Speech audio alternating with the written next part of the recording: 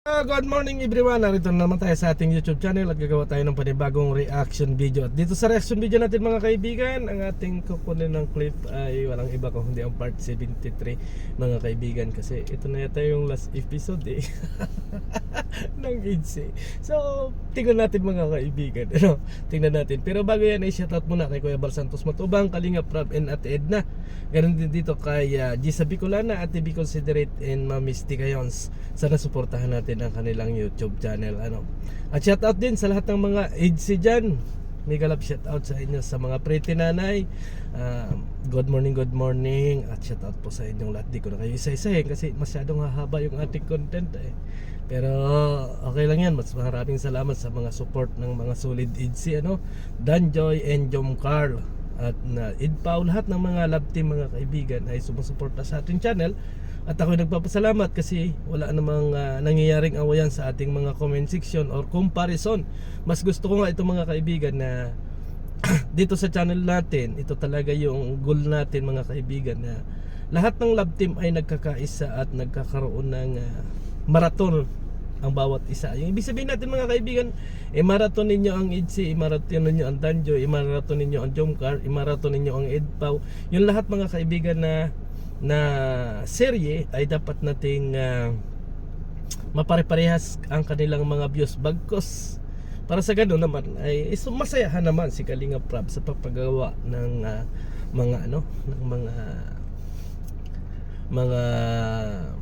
mga serye mga kaibigan. Ito na mga kaibigan, bago tayo tumungo doon sa video na ating re-reactionan at ipapanood ko yun sa inyo, ay may ibubulong muna akong saglit sa inyo. Ibubulong muna tayo mga kaibigan kasi ganito yan. Matatandaan nyo mga kaibigan na tayo ay nakapag-interview kay Beyonce, di ba? Na kita naman ninyo yun, interview natin kay Beyonce. So doon sa interview natin yun mga kaibigan, may mga napapansin tayo, may mga itinanong tayo at nasagot din naman ni Beyonce ng maayos. So hindi ninyo alam mga kaibigan, sa off-cam ay talagang tinanong natin si tinanong natin si Bibi Beyonce. Sabi ko, ano sa palagay mo Bibi Beyonce? Love mo si Papa H? Ngumiti lang siya Hindi talaga siya nagsabi na kuya ganito. Hindi talaga, basta ngumiti lang si Bibi Beyonce. At dito sa video ito, malalaman na natin kung ano ba talaga yung katotohanan sa kanila At least hindi lang talaga ako yung kinikilig dito mga kaibigan. Pati nga si Ate Edna. Shoutout pala kay Ate Edna na lagi kong kamaritisan about sa EDC. Suportahan natin mga ka-EDC si Ate Edna kasi talsi kong laway ko lagi baga kami nagmamaritisan ni Ate Edna sa mga lakad, lagi kami nagmamaritisan about sa EDC. Kaya yan, pakisupport po si Ate Edna. At natutuwa rin siya dito sa serye ng IDC mga kaibigan. Kaya palaging kami combine sa pagmamaritisang kapag nasa sasakyan. Sana masuportahan din natin yung kanyang ginagawang live kasi natutuwa din siya dito sa IDC. Parang nabubuhay yung kanyang kaisipan, yung dugo. Kaisipan ng dugo. Hindi, totoo yun. Sabi ko ni natin na parehas nag-a-adjust yung kanilang si Ido bumabata, si Beyonce naman ay nagmamature. At proud si Ate Edna na sa murang edad nitong si Beyonce ay napaka-mature ng kanyang pag-iisip. Lalo na ito mga kaibigan kapag talagang mas tumanda pa. Si Beyonce naging 21 years old or more than 21, ay talagang makikita natin na talagang itong si Bibi Beyonce mga kaibigan ay magandang mag-isip at talagang mga nakaplano yung kanyang mga ginagawa. So napahaba natin ang video natin mga kaibigan, ay baka kayo ay naiinip na sa papanonood ng ating video. Puntahan na natin yung ating video na ipapanood at nakaka-excite kasi ito baka naman kayo kuligin dyan. Ba't pulang-pula pala yung mukha ko dito? Ay gawa pala nung tabo ng sasakyan natin mga kaibigan. Kaya pulang-pula yung ating mukha dyan kasi kulay pula yung tabon ng ating sasakyan, dito tayo gumawa ng reaction video para sa ganun ay mas hindi maingay. So tara na, panoorin natin ang video ko. Limot ko na ang lahat. Ay, nako. Ginawa mo naman kung bata dito. Kaya mo na. Minsan ka lang magpunta. Hayaan mong asikasuhin kita. Baka masanay ako niyan. Hanap-hanapin ko yan. Ay, nakakaano talaga. Medyo gulat pa rin ako sa pangyayaring ito. Kahit naman ako. Oh, hindi, ang pag-I-love you mo. Alin? Ay, bingi ka na rin. Nabibingi ka dito ah. Sa bagay, ang tahimik eh. Nakakabingi talaga. Ano yung sabi mo? Sabi ko, I love you. I love you mo.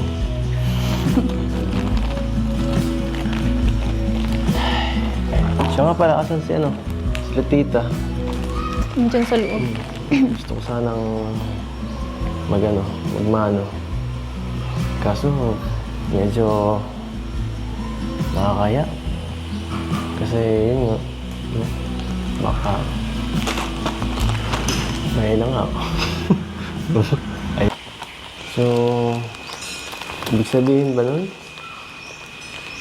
Tayo na rin. Kasi parang gano'n na rin yan eh. Ewan. Ewan. Sinasabi mo lang dapat yun sa taong mahal mo. Kaya nga sinabi ko sa'yo eh.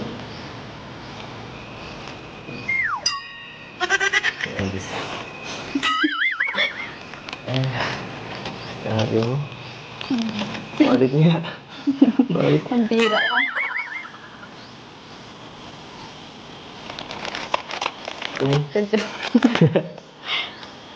So, hindi, parang tayo na rin nun.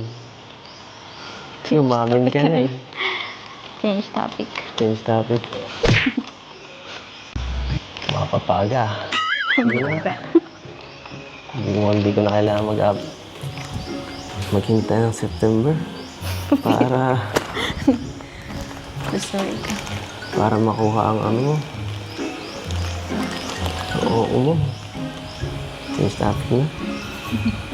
Tama ano. Baka nainis ka na eh. So, ibig sabihin pa no? Shout na kita.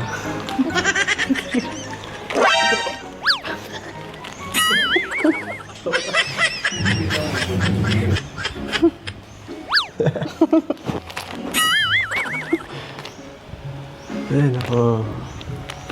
Wala ka pala eh.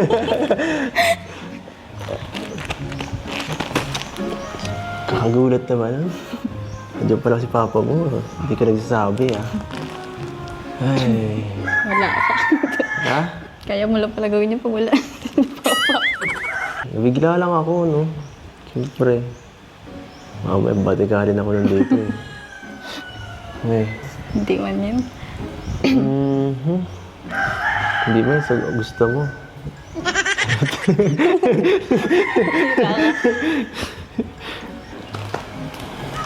So ano? Jowa na ba kita? Ewan. Ayaw mo ba? Hindi. Ayaw pa ba? Tagal ko lang iniintay ito, no? Para wala namang kalapit, no? So, ito na. Takot na yan.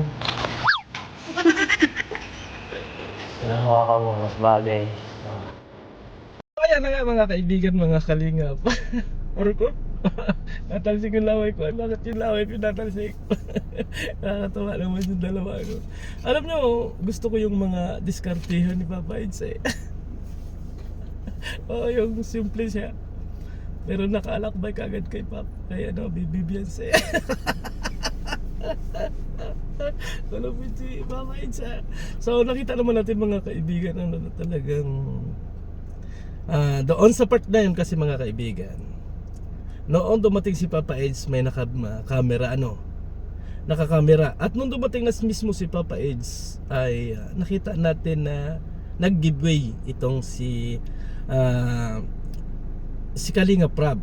Ibig sabihin mga kaibigan, mali yung inaakusan natin na scripted yung ginagawa ng dalawa o yung sinasabi nila sa isa't isa, na sinasabi ng iba na may mga note or may sinasabi doon na yan ay scripted kasi nga sinabi na ni Kalinga Prab yung kanilang gagawin. As in, doon sa punto na yan mga kaibigan, doon natin makikita na hindi scripted yun, kung hindi talagang bumubukal sa kanilang mga isip at puso yung kanilang mga sinasabi. Katulad na lang mga kaibigan ng vlog ni Kuya Bal about Ido and Beyonce. As in, walang sinabi daw si Kuya Bal Santos Matubang na kung anong sasabihin mo Ido at anong sasabihin mo Beyonce.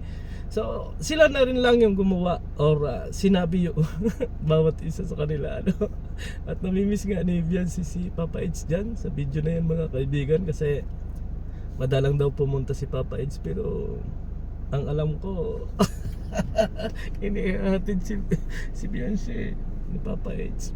At sabi pa rin naman doon sa mga video hindi na napapagod si Papa Eds at hindi na nalalayuan pagsundot natin kay Baby Beyonce. Sweet naman ang dalawa. Sana ay mas lumawak pa yung kanilang magiging relasyon. Sana sila na, kasi bagay sila mga kaibigan. Si Beyonce ay nakikita natin na kahit sa murang edad niya, kaya niya mag-adjust kay Ido, 'di ba? Si Ido naman mga kaibigan ay ganyan talaga si Papa Eds, nakakapag-adjust sa lahat ng bagay. So napakaganda nito mga kaibigan, at sana ay pumayag si Papa Eds na kapag bakasyon ay kasama-sama na ni Papa Eds si Beyonce. Siya na yung cameraman. Ay, kawawa naman yung mga basher. Kaya pala kumalat yung mga basher mga kaibigan, kasi naratel sila. Kasi may sagutan na kasing nangyayari dyan Parang sila na hindi na nahintay yung 18th birthday ni Bibi Beyonce. Army. Sila na yata. Ano kaya ang magaganap mga kaibigan sa birthday ni Bibi Beyonce mga kaibigan? Ano kaya yung susunod na magaganap sa seryeng ito? So abangan natin mga kaibigan, at ako rin ay nag-aabang. At sabi nga natin kanina sa intro natin, baka ito na yung last, pero hindi pa yan mga kaibigan, kasi ang saya ng EDC mga kaibigan. Sana lang yung mga basher natin dyan ay manood naman kayo.